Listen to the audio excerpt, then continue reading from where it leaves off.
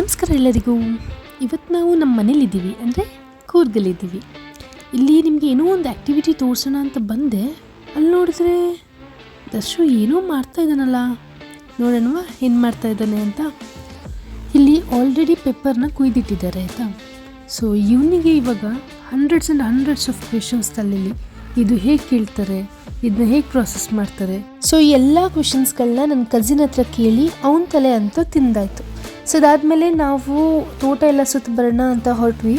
ಇಲ್ಲೇನೂ ಅಷ್ಟು ಇಂಟ್ರೆಸ್ಟಿಂಗಾಗಿ ಮಾಡೋಕ್ಕಿಲ್ಲ ಅಂತ ಗೊತ್ತಾಯಿತು. ಬಟ್ ನಾನು ನಿಮಗೆ ಮುಂಚೆನೇ ಹೇಳಿದ್ನಲ್ಲ, ಇವತ್ತೇನೋ ಒಂದು ಸ್ಪೆಷಲ್ ಆ್ಯಕ್ಟಿವಿಟಿ ಮಾಡ್ತೀವಿ ಅಂತ.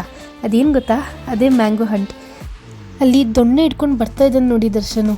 ಮರದಲ್ಲಿರೋ ಮಾವಿನಕಾಯಿನೆಲ್ಲ ಬೀಳಿಸ್ತೀನಿ ಅನ್ನೋ ಒಂದು ಕಾನ್ಫಿಡೆನ್ಸು. ಎಷ್ಟೊಂದು ದೊಣ್ಣೆಗಳನ್ನ ಒಡೆದು ಯಾವುದೂ ಬೀಳಲಿಲ್ಲ.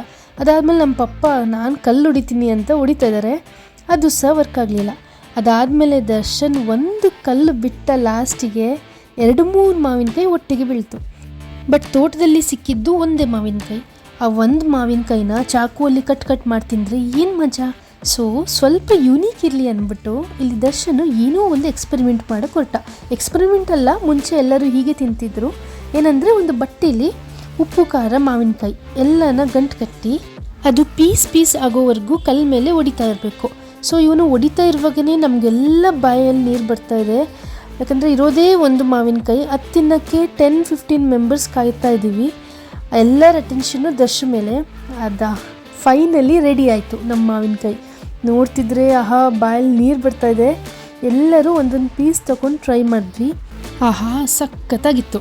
ಸೊ ಈ ಥರ ಮಾವಿನಕಾಯಿನ ನಾವೇ ಬೀಳಿಸಿ ಅದನ್ನ ಈ ಥರ ಜಜ್ಜಿ ತಿನ್ನುವಾಗ ಇರೋ ಮಜಾ ದಿ ಬೆಸ್ಟ್. ಸೊ ನೀವು ಈ ಥರ ಬೆಸ್ಟ್ ಮೂಮೆಂಟ್ನ ಮಿಸ್ ಮಾಡ್ಕೊಳ್ಳಲ್ಲ ತಾನೇ, ನೀವು ಒಮ್ಮೆ ಟ್ರೈ ಮಾಡಿ. See you in the next vlog. Bye.